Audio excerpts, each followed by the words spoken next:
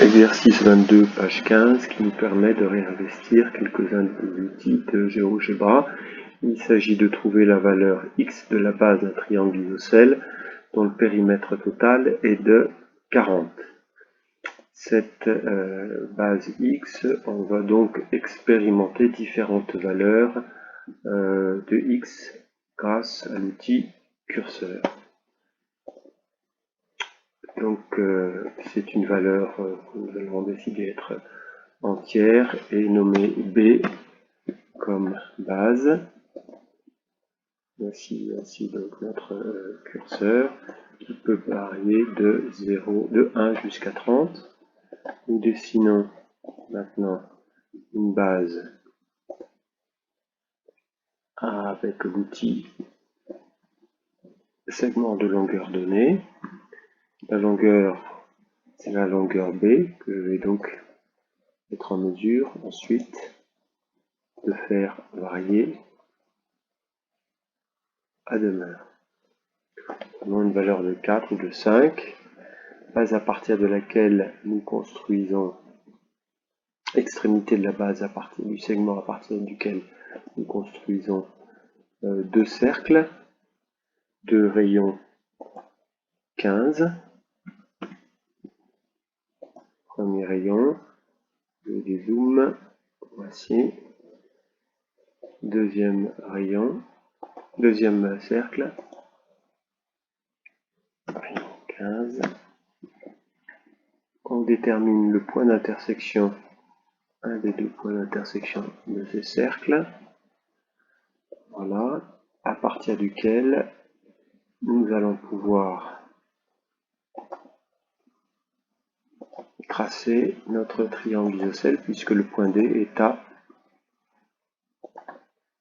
même distance du point B que du point A.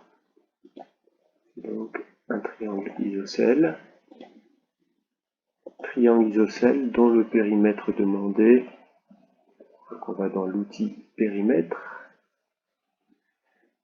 distance longueur, périmètre demandé est de 35. Donc suivant la valeur prise par la base, le périmètre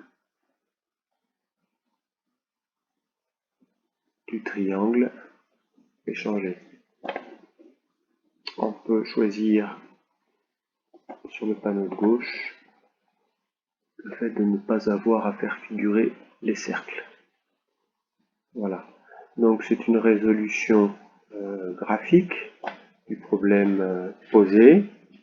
Vient ensuite la résolution algébrique.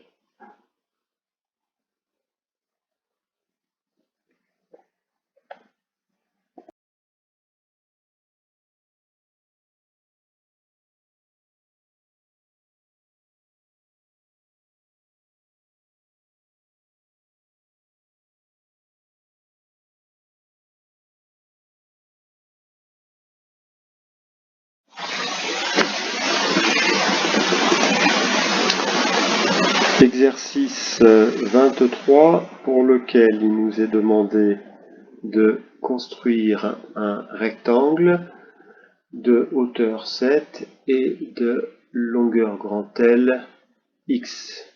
Nous l'appellerons grand L, ce qu'on va voir d'ailleurs directement, et le tout devant satisfaire à une condition qui est l'outil curseur. Cette figure doit avoir une aire de 42. Alors, il s'agit, on va travailler sur des valeurs entières, pouvant aller de 1 jusqu'à 30, nous permettre de tester différentes valeurs qui sont susceptibles de satisfaire au problème posé.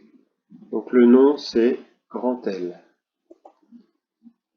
Voilà, et cette valeur grand L est variable de 1 jusqu'à 30. Nous allons ensuite placer un segment de longueur variable, grand L. Ici, donc la longueur est variable, voilà, ici, 6 intervalles, 8 intervalles. Voici donc une des dimensions du rectangle afficher la hauteur, cet intervalle. Donc on place ici un point à la verticale de A, cet intervalle plus haut, ici. Et on trace le segment. Voilà donc deux des dimensions du rectangle qui figurent sur notre GeoGebra, et nous allons construire le rectangle en faisant figurer les droites perpendiculaires à chacun des segments. Puis l'intersection de ces deux droites avec l'outil intersection qui est donc un point. Ainsi.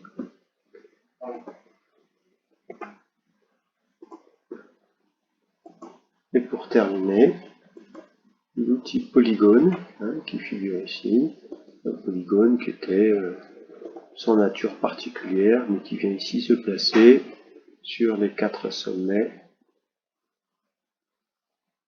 du rectangle. Donc on peut faire varier notre figure, et il faut trouver la valeur L telle que l'air soit de 42. Donc on a un outil 3, 4, 5, 6, 7, 8, 8e colonne de mesure de l'air. On clique notre objet, l'air s'affiche.